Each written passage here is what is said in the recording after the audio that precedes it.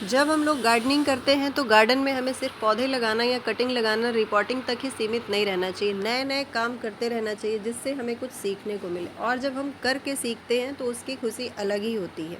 Hello friends, welcome to my channel garden and gardening. और आज मैं देखिए कुछ थोड़ा सा अलग करने जा रही हूँ। बोनसाई प्लांट तैयार करने जा रही हूँ। और बोनसाई प्लांट तैयार करने के कई तरीके होते हैं, तो मैं प्लांट को सिर्फ बोनसाई पॉट में शिफ्ट करने जा रही हूँ। ये देखिए फाइकस माइक्रोकार्पा है, और लगभग ये 3 साल पुराना पौधा है। और पहले से ही मैंने इसको सोच रखा था कि मैं इसको बोनसाई के रूप में तैयार करूँगी। और गमले में ही मैंने इसको बढ़ने दिया, नेचुरल तरीके से बढ़ने दिया। शुरुआत में मैंने इसमें कोई कटिंग, कोई प्रूनिंग कुछ नहीं किया, सिर्फ बीच बीच में थोड़ा बहुत इसमें फर्टिलाइज़र दे देती थी। और बाद में लगभग साल भर पहले अभी मैंने इसको सेब देना शुरू किया था और वायरिंग वगैरह किया था, ब्रांचेस कट की थी। और गमले में ही मैंने गमले में पौधे को पर्याप्त मात्रा में मिट्टी और फर्टिलाइज़र मिल जाता है, लेकिन जो बोनसाई पॉट होता है वो गहरा नहीं होता है, तो उसमें सिर्फ ब्रांचेज और मेन स्टेम जो होता है प्लांट का, उसको बड़ा दिखाने के लिए हम लोग बोनसाई पॉट में शिफ्ट करते हैं। बड़े पेड़ का लुक देते हैं छोटे में, मिनिएचर, तो उसमें इतनी ग्रोथ होती नहीं। अगर शुरू से ही हम उस पौधे को बोनसाई पॉट में शिफ्ट कर देंगे तो उसकी ग्रोथ इतनी अच्छी नहीं होगी और बहुत टाइम ले लेगा ये पौधा तैयार होने में। तो ये तरीका भी मुझे काफ़ी अच्छा लगा कि पहले हम जिस पौधे को तैयार करना है उसको दिमाग में बिठा लें कि इसे हमें बोनसाई बनाना है, और जिस गमले में लगाना हो उसमें लगा दें और अच्छे से इसकी ग्रोथ होने दें। बाद में 2-3 साल बाद जब ग्रोथ थोड़ी ठीक ठाक हो जाए, जब इसकी स्टेम, मेन स्टेम थोड़ी मोटी थिक दिखने लगे, तब हम इसको बोनसाई पॉट में शिफ्ट कर सकते हैं। और वही मैं आज कर रही हूँ। जब से बारिश स्टार्ट हुआ है तब से ही मैं सोच रही थी इसको करने के लिए, लेकिन उस बीच थोड़े कुछ और काम मैं कर रही थी गुड़हल वगैरह पे, और इसमें करने के लिए मुझे टाइम नहीं मिला। और हमारे वहाँ अभी बारिश करीबन 15 दिन से बारिश नहीं हो रही है, बहुत गर्मी है। आज थोड़ा सा मौसम सही लग रहा है शायद, और दोपहर में थोड़ी सी बारिश हुई भी थी, तो मैंने सोचा कि आज इसको मैं शिफ्ट कर देती हूँ। और कुछ नहीं करना है, बहुत ज़्यादा हमें छेड़छाड़ नहीं करनी है इसकी रूट से। नीचे से मिट्टी हम हटा देंगे, और जो मिट्टी हम तैयार करते हैं बोनसाई पॉट के लिए, तो उसमें फर्टिलाइज़र वगैरह मिला लें, लेकिन रेत की मात्रा बहुत कम रखें या ना के बराबर रखें। राइस हस्क और कोकोपीट मिला लें, जिससे उसमें देर तक नमी बनी रहे। अगर हम रेत मिला देते तो बहुत ही जल्दी पॉट की मिट्टी सूखने लगती है और पौधे को पर्याप्त पानी और नमी मिल नहीं पाती है। तो जब भी बोनसाई पॉट तैयार करें और फाइकस वगैरह के प्लांट हो इस तरह के, तो उसमें कोशिश करें कि रेत की मात्रा ना के बराबर रखें या ना ही रखें तो ज़्यादा अच्छा। उसी तरह मैंने भी मिट्टी तैयार की है, कंपोस्ट है, मिट्टी है, और पहले से ही इसमें राइस हस्क मिला हुआ था, उसी में मैं इसको करने जा रही हूँ, रिपोर्ट करने जा रही हूँ। और इस तरह से देखिए रूट्स सारी मैंने कट कर दी हैं, जिससे ये पॉट में आसानी से आ जाए। जब बोनसाई बनाने की बात आती है तो इस काम में अगर हम नए हैं, बिगनर हैं, तो हमें ये 2 पौधे चूज़ करने चाहिए। फाइकस की कोई भी वैरायटी हो और जेड प्लांट, इन दोनों पे बहुत आसानी से बोनसाई तैयार हो जाती है। ये दोनों ही पौधे बहुत हार्डी होते हैं, आराम से चलने वाले होते हैं और कम पानी में चलने वाले होते हैं। तो इन दोनों पे ही ये काम हम कर सकते हैं, सीख सकते हैं।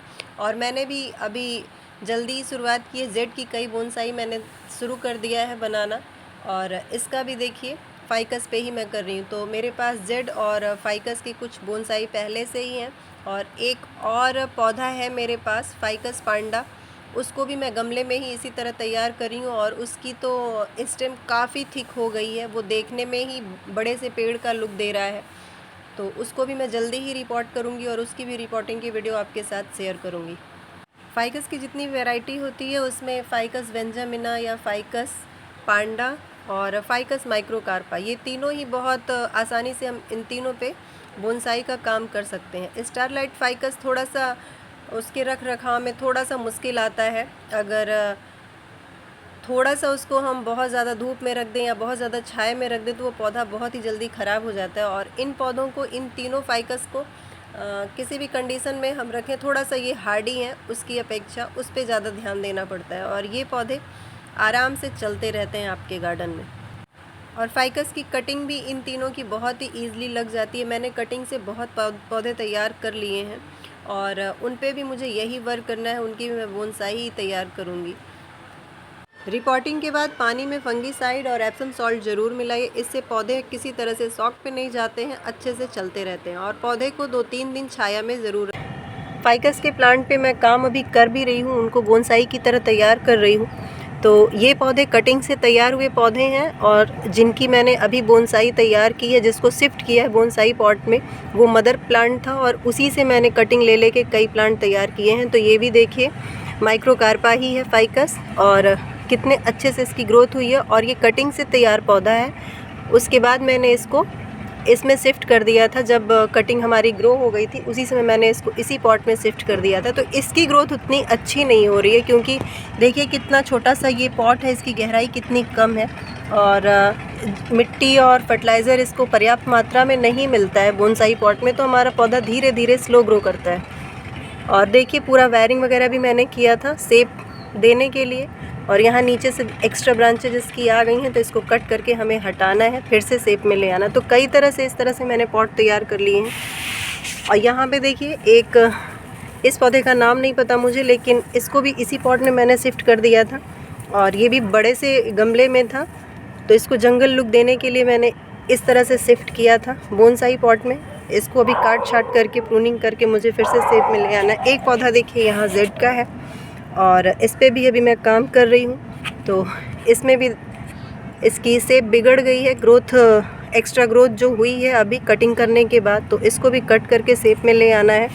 एक देखिए ये भी कटिंग से तैयार पौधा है और ये भी माइक्रोकार्पा ही है और इसको भी देखिए मैंने वायरिंग की थी, इस तरह से निशान दिख रहा होगा आप लोगों को वायर का, और इसमें 2 कटिंग मैंने तैयार की थी कि जिससे जल्दी इसका तना मोटा दिखने लगे और दोनों को एक ही में इस तरह से बांध दिया था। और अब ये एक तरह से ऐसा लग रहा है कि ये एक ही पौधा है। अगर मैं यहाँ पे थोड़ा सा और मिट्टी से कवर कर दूँगी तो ये दोनों पौधे एक तरफ से जुड़ चुके हैं।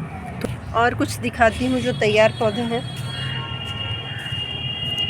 यहाँ देखिए एक और ये बोनसाई है जेड प्लांट की, तो इसमें भी सब ग्रोथ इधर उधर से आ रही है। अभी देखिए इसकी वायर भी मैंने नहीं हटाई है, तो वायर हटानी है मुझे और इसको भी शेप में ले आना है। एक पौधा यहाँ पे है फाइकस का, ये देखिए, और ये भी कटिंग से तैयार हुआ पौधा है। तो ये इसको थोड़ा बहुत कट करना है, बाकी ये शेप में है। लेकिन कहने का यही है मतलब कि जब हम इसको बोनसाई पॉट में तुरंत ही शिफ्ट कर देते हैं तो ग्रोथ थोड़ी सी स्लो होती है। और ये सभी लगभग 2 साल पुराने पौधे हैं मेरे और रूट्स वगैरह ऊपर की तरफ आ गई है, तो नेचुरल लुक दे रहा है। एक पौधा मैं आपको और दिखा रही हूँ।